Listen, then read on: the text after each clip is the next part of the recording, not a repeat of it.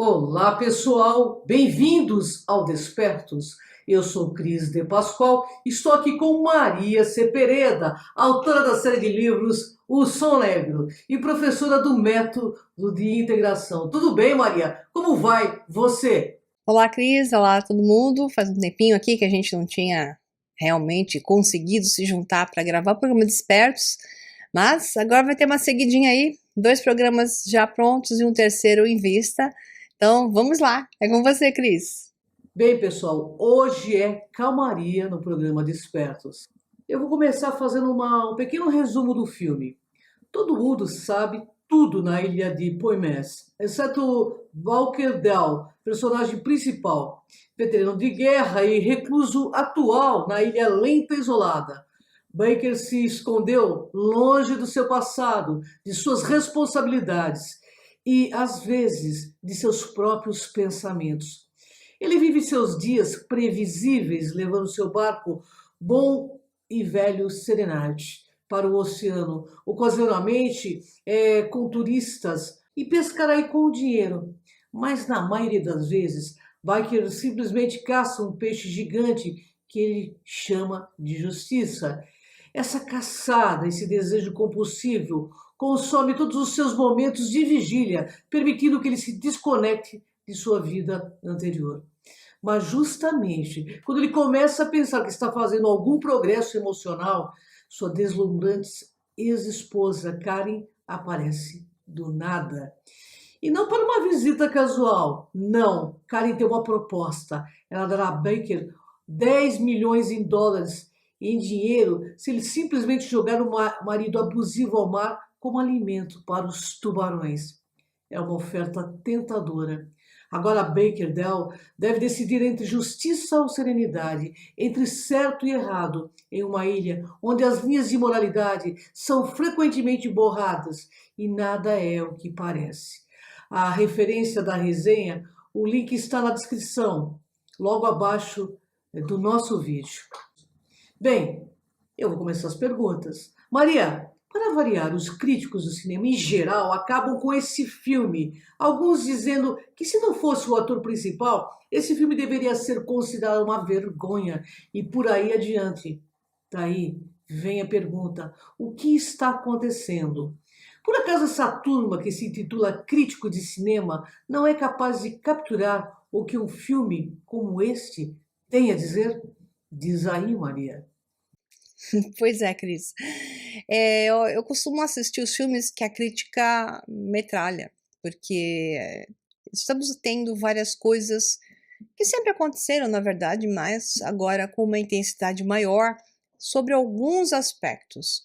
Um deles é que os críticos do cinema, alguns recebem uma orientação do que devem dizer, por causa que os filmes que são grandes recordes de bilheteria, tipo Avengers e tudo mais, tem um padrão, um pacotão típico e já entra com um grande valor na mídia. Então, grandes diretores que agora, ou produtores que agora até foram retirados de Hollywood, eles eram assim porque tinham uma rede de chantagens, por um lado, ligados a envolvimentos de escândalos sexuais de atores e de críticos e de personalidades famosas da área, né? Como é o caso do mais famoso ultimamente, que é o Harvey Weinstein. Então, esse é um dos que eram donos de uma das maiores produtoras de Hollywood e tinha todo mundo nas mãos, porque fazia festinhas e encontros específicos aonde as pessoas ficavam com o rabo preso com ele.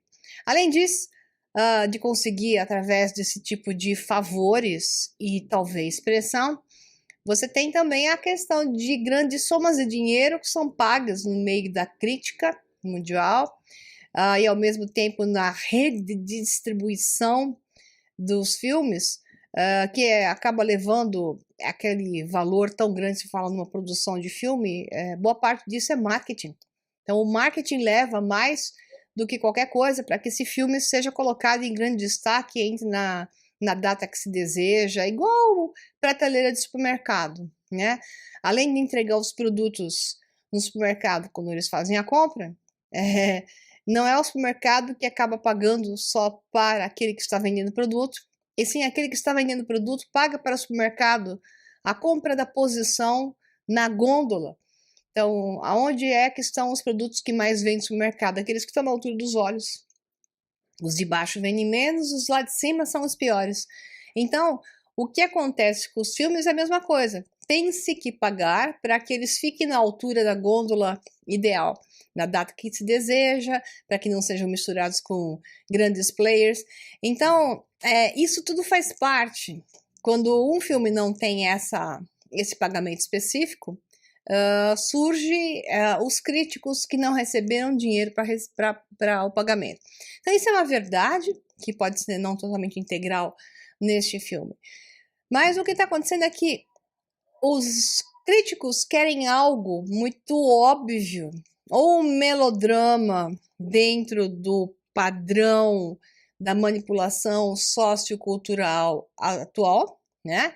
E então existem aqueles críticos que esperam um tema que eu chamo de esquerda, né? Porque é a esquerda que movimenta a questão da ruptura sociocultural atual para a introdução de novos sistemas e novos padrões que estão adequados ao que se está manipulando a realidade no momento, desestruturando, rompendo com o passado, de forma a descerebrar, principalmente a juventude, para introduzir um padrão perdido, que é o que em grande parte está acontecendo. Então, todo conteúdo que tenha algo a fazer pensar não é bem recebido.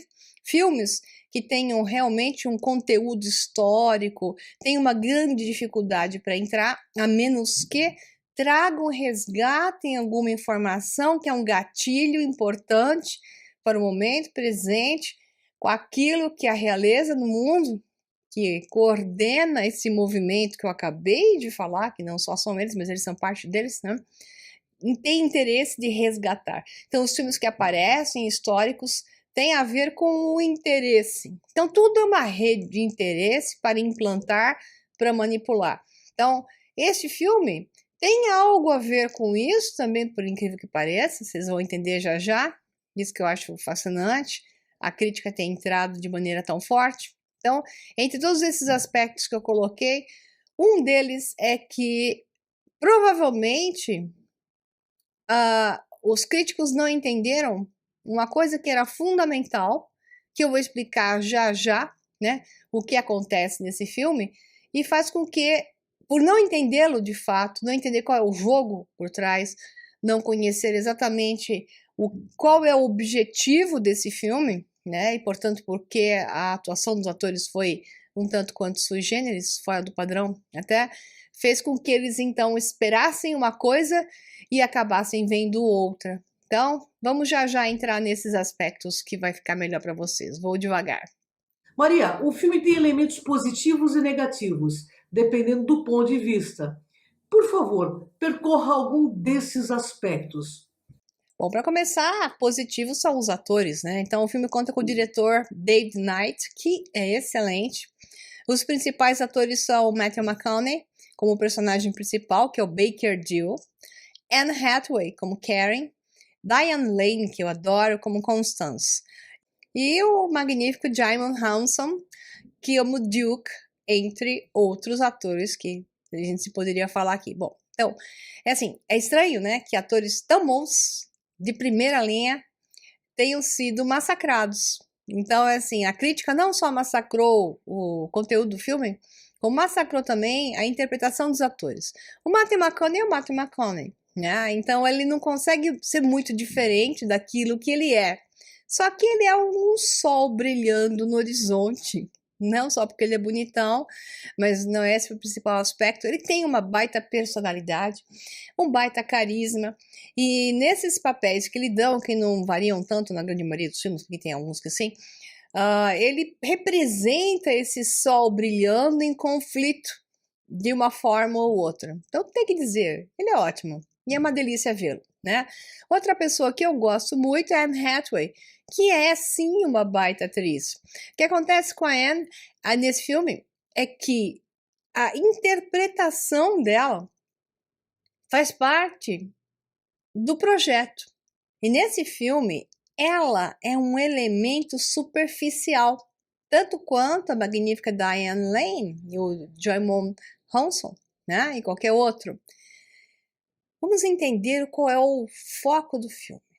Eu sei que vai ser um pouco difícil para vocês, mas é isso que a crítica não entendeu. O personagem principal, que é o Matthew McConaughey, Baker Dill, está experienciando a sua própria realidade. Ele é, ao mesmo tempo, o avatar inserido numa realidade virtual e o demiurgo, que é o criador dessa realidade.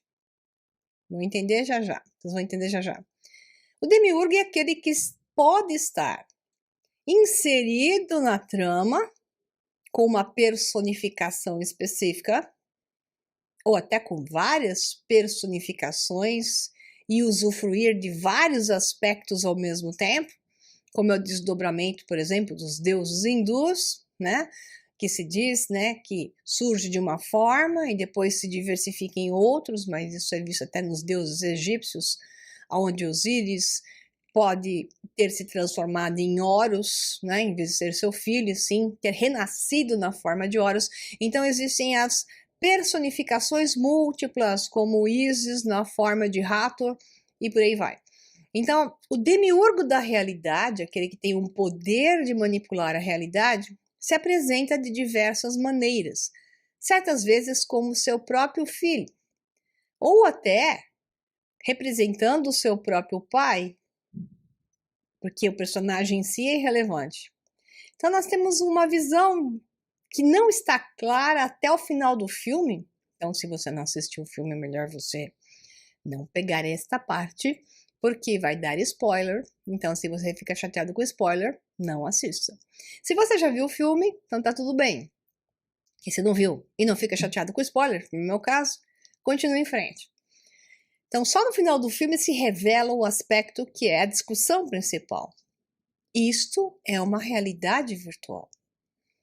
Então, Baker Dill é o centro, tanto criador da realidade, como o explorador de vários ângulos dessa realidade.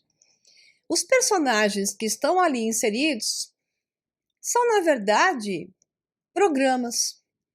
Então, Anne Hathaway se comporta como se estivesse em um mundo sonâmbulo, com uma expressão limitada, com um raciocínio limitado, porque ela só conhece o conteúdo do programa que ela representa. É um protótipo de um zumbi, só que bonitinho, porque ela é lindinha. A mesma coisa aqui nós temos com a personagem que também é linda, Diane Lane, que é Constance. Então, a Constance também está dentro de apenas um padrão limitado. Todo aquele que é inserido numa realidade, aquilo que se chama de reencadernação, né? Ou uma encarnação, que eu brinco que é uma encadernação de livro, recebe uma capa de um livro e uma narrativa, que é o que está no livro. Então, aquele que encarna numa realidade, ou como encaderna, como eu prefiro, ele vai estar dentro, preso, sob os limites e as regras do conteúdo desse livro. E a capa o define. Já a resenha, o resumo, a introdução do livro já o representa. Então, nós estamos encadernados numa realidade, limitados a esse ângulo de visão. Isso é o que acontece com a personagem de Anne Hathaway e todos os outros que estão em volta, periféricos ao ponto central, que é aquele que de fato está ligado ao seu ponto de origem, que está fora dessa realidade. Então, Deus está nesta realidade, é um Deus imanente, ou Deus está fora desta realidade, que é o Deus transcendente, que envia para dentro da realidade aquele que o representa, que é esse Deus que aparece com uma forma física, sujeito a virtudes e vícios, ou seja, ele tem aspectos positivos e negativos. Quando surge nessa realidade todos os deuses que são representados no hinduísmo, no panteão egípcio e por aí vai, grego, né? Eles são legaizinhos e horrorosinhos. Então, o mesmo Deus tem virtudes e vícios, porque está nesta realidade física. Muito bem. Então, este Deus que é então chamado no mundo, digamos, da gnose, de demiurgo, aquele que comanda essa realidade, aquele que a programa, como dizia Pitágoras, o Deus dessa realidade é um demiurgo, porque ele geometriza essa realidade, ele é o criador da realidade. Mas a sua origem, de fato, não está aqui, está fora dela. Dentro dela há uma projeção. Então, dentro da realidade do filme, na história projetada, existe uma projeção desse Deus criador transcendente do lado de fora, projetando um Deus imanente que é o centro de tudo e tudo gira em torno dele, que é o Baker Dill, que é o Matthew McConaughey. Então, aquilo que está dentro do filme, dentro da história, são personagens sem alma. Me entenda do lado positivo, para você entender. Quando eu chamei, então, por exemplo, o personagem da Anne Hathaway, a Karen, como é que eu falei mesmo? Zumbi. Escapou a palavra. Então, tudo o que acontece nesse filme gira em torno de um menino. Um menino que sofreu com a história da morte do pai. Então, o pai está morto. O que está acontecendo com o pai naquela história é depois que o pai morreu. Só que se conta como se ele não tivesse morrido. Então, há uma realidade paralela aonde a criação de uma história, a narrativa do demiurgo, que é o filho, cria como se fosse uma realidade paralela, uma continuidade de algo que em outra realidade não aconteceu, porque o pai morreu. A mãe se casa com outro. Então, a mãe sofre aquilo tudo que ela narra ali na história, realmente sofrendo abusos e dominação da mente, física, abuso físico, emocional e todas as coisas que você pode imaginar que muitas mulheres sofrem na realidade. E o menino presencia isso. Então, a vontade do menino de matar esse padrasto se expressa através da criação de um game. Então, ele cria um joguinho onde o pai está vivo. Então, a criação disso gera uma realidade que é tão virtual quanto a nossa realidade. E ali, os personagens estão em volta deste ponto central, que é o menino, o demiurgo, criador dessa realidade, programador, geometrizador dessa realidade, aonde ele se projeta como sendo o pai, mas ele é o menino, que se projeta no local do pai, no lugar do pai. Então, o menino é o pai. O sofrimento do menino é o sofrimento do Baker, fazendo com que ele tome decisões dentro daquilo que o próprio menino é, né? Então, a história é bárbara porque o personagem, o Baker, é bom. Ele é um ser bom. O menino não foi capaz de descaracterizar seu pai, porque ele é um personagem bom. Isso é muito interessante ver na história, né? Então, o menino tinha como um ser bom, não consegue descaracterizar esse homem. Dificulta o tempo todo, mostra uma luta entre eu quero que esse meu padrasto seja morto, então ele cria a situação da vontade da mãe, querendo realizar isso, a intenção de fazê-lo e a própria obstrução dele para com ele mesmo, porque ele sabe que o pai dele não faria uma coisa dessa. Né? Então, assim, a história é bárbara, o drama é interessante e principalmente a projeção numa realidade paralela, onde o centro está claro, isso não ficou claro para os críticos, e os outros são periféricos. O interessante é que a Anne Hathaway tenha aceitado fazer um papel onde ela se comporta como se fosse realmente uma boneca, atuando como se fosse uma boneca sem alma, né? Simplesmente manejando uma resposta a um pequeno programa e não em uma grande atuação que não é permitida lá, porque ela não tem alma. É fascinante a questão. É com você, Cris. Agora sim, aí vem a coisa mais interessante a dizer sobre esse filme. Maria, quem é o criador da realidade? E afinal, qual é a realidade que nos achamos imersos e quais são as outras? Belíssima pergunta, né? Porque de certa forma eu já estava respondendo um pouco sobre isso. Quem é o criador dessa realidade? Depende do ponto, como é que nós vamos responder isso.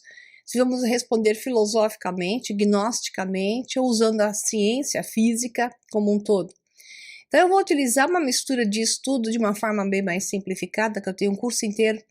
Em vários cursos eu abordo isso, porque isso é o mais importante que o ser humano tem a aprender, é que ele mesmo é o criador da sua própria realidade.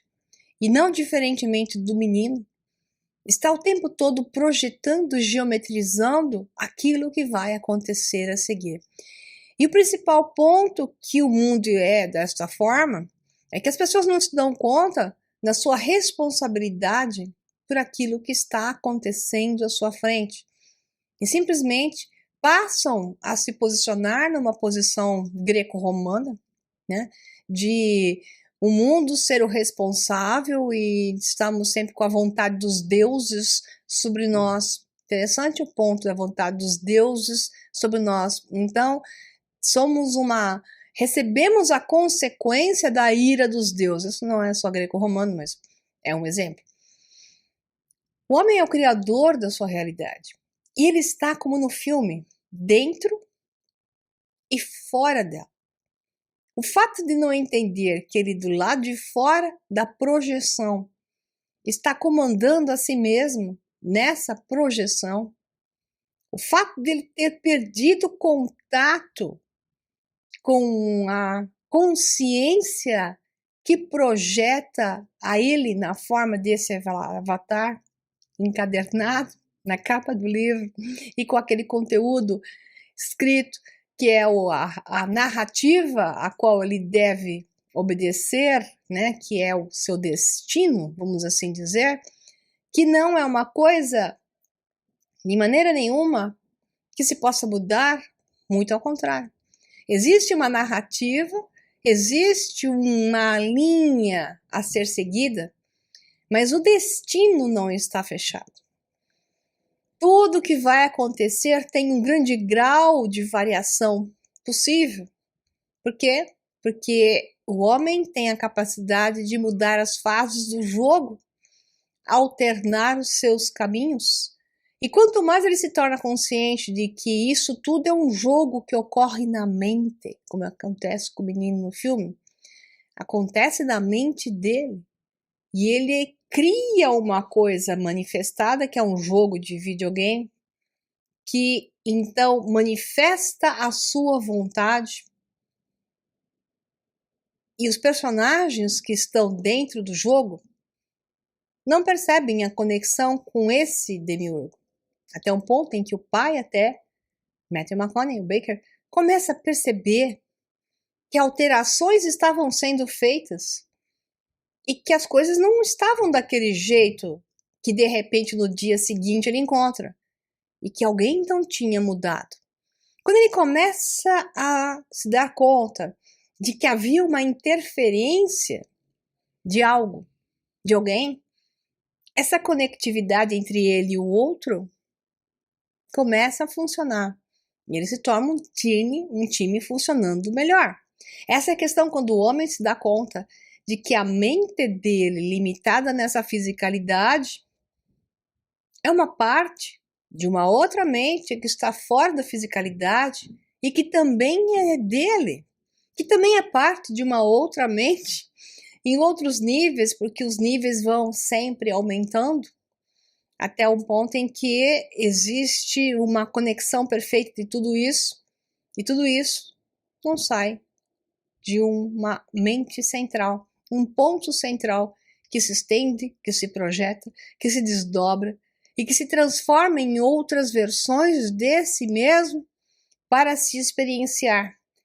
E que a parte mais final disso é a projeção da matéria, a que parece mais isolada, a que tem um maior grau de dificuldade para se compreender, a que se sente perdida e que acha, mas sabe, né? Que acha que precisa de alguém para lhe ajudar, mas sabe que tem algo lá em cima, em outro lugar, que é o seu Criador, que sabe mais do que ele, que está em algum lugar e com o qual ele deve se conectar. Em função disso, o homem se engana e é enganado por causa da vontade enorme dessa conexão e a falta do conhecimento do que realmente é isso. E a vontade enorme de outros, então, tão perdidos quanto ele, de usarem esse mecanismo da mente do homem que busca a reconexão para dominá-lo e mantê-lo cada vez mais separado, que é o que a grande maioria das religiões fazem, mantê-lo dominado da fisicalidade, obedecendo seres que comandam na fisicalidade em nome de algo que eles não têm contato nenhum, porque eles estão mais separados do que aquele que está perdido, porque estão dominados pelo inverso, pela vontade de fazer mal, pela vontade de subjugar, sob a vontade mais dos vícios da matéria do que das qualidades que a matéria pode prover. Então esse aspecto é incrível, a nossa experiência na realidade é incrível, e o único objetivo dela é nos fazer entender que sim, estamos conectados o tempo todo, e quanto mais nos damos conta disso, mais a conexão se faz sentir, que é o que acontece no filme, e isso é muito bonito lá e poucos percebem. Então eu poderia ficar falando aqui horas, não é objetivo, né? Eu falo isso nos cursos com muito conteúdo, nos cursos que eu costumo ministrar com muito conteúdo, com muita base, para que as pessoas possam entender quem realmente são nessa realidade e que não estão sós, estão sempre conectadas a outras partes de si mesmas, devem aprender a se desconectar dos que querem dominar aqui, para que permita a conexão com um nível maior. Só que essa conexão não é para fugir daqui, e sim para aprender a lidar com isso com uma maior capacidade de poder. E de maneira mais ética, mais agregadora, mas não escravizadora. Ok? É com você, Cris. Maria, este filme está nos trazendo uma mensagem positiva ou apenas revelando aquilo que você mesmo chama de um grande plano? Pois é, tem as duas coisas, né? Como sempre, todo filme de Hollywood. Ele carrega elementos que aquele que estiver pronto, tem condições de enxergar mais no mesmo, expandindo a sua visão.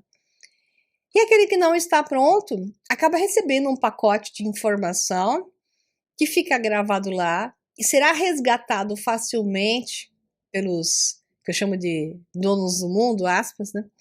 Com um mecanismo de resgate, porque os símbolos, os dados, algoritmos, comandos hipnóticos estão sendo constantemente inseridos na humanidade que dorme, e no estado adormecido é muito mais fácil de estabelecer o domínio da mente do homem através desses mecanismos, né? Mas o que nós temos aqui, que é uma visão clara, muitos filmes estão mostrando a questão das realidades paralelas e muitos outros, que as realidades paralelas podem ser obtidas através de um mecanismo de programação. Então, a inteligência artificial é uma delas, que está imersa no que se chama de uma criação de uma realidade virtual, onde uma inteligência artificial comanda isso, ou inteligências artificiais são os que estão experienciando essa realidade. E o que está sendo programado para o homem é parte do que eu estou falando já e falei num webinar chamado Transhumanismo, que foi feito no meu canal do YouTube, onde a informação do homem, tudo aquilo que eu sou e faço, está sendo transferida via internet, via um relógio inteligente, um celular, um smartphone, que significado é esse mesmo, programas de internet, tudo aquilo que você faz, agora com câmeras e dados e monitoramento, até se você respira, se você não respira.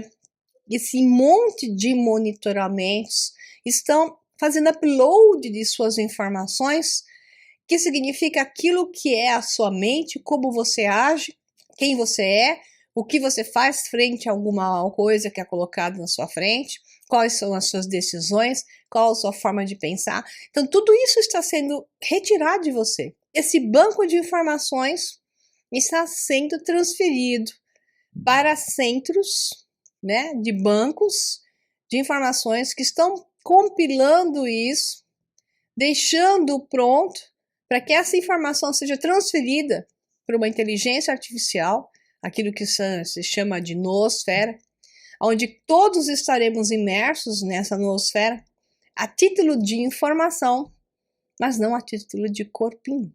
Então, o futuro da humanidade é uma transferência da informação de todos nós para um banco central, para uma criação sintética e não orgânica de um banco de dados aonde cada um exista, mas sem o estado físico.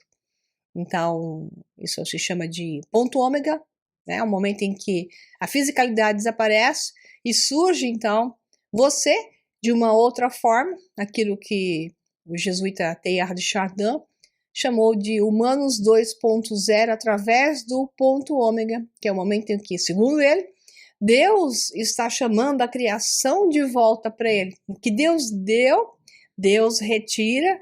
Então, Deus retira a informação, chama a criação de volta para ele, deixando, então, essa informação nessa noosfera, que é o projeto, a ideia que Teilhard de Chardin apresentou, e eu falo num curso chamado O Ponto Ômega, quem quiser pesquisar, Teilhard de Chardin, você vai entender melhor aquilo que eu estou falando, e toda essa explicação ligada ao transhumanismo, a transferência de informação da humanidade, não é só para dominar, que é efetivamente o que acontece, né? E vai acontecer cada vez mais, e sim também para desprezar a necessidade da fisicalidade e criar uma humanidade totalmente ligada a uma inteligência artificial, todos numa rede que deixam de ser o que eram para ser outra coisa, que é uma inteligência artificial que atuará por você. Então você deixa de existir literalmente e tua informação é copiada para um outro que atuará como você, pretenderá ser você, imitará você, mas não é você. É o que se chama de realidade paralela. Então isso é uma outra realidade paralela. Então o que estão fazendo esses seres desta realidade? Criando uma realidade paralela, onde haverá uma versão alternada de você de forma totalmente artificial. Pois é, são os demiurgos tomando o papel de demiurgo na realidade física, criando um novo universo virtual, criando uma nova realidade, com outro padrão, usando você de outra forma. Pois é isso que está sendo feito. É com você, Cris. Muito obrigada, pessoal. Obrigada por tudo e até o próximo Despertos. Bem, pessoal, uma honra estar com vocês. O Desperto é um programa maravilhoso, que tem muito conteúdo.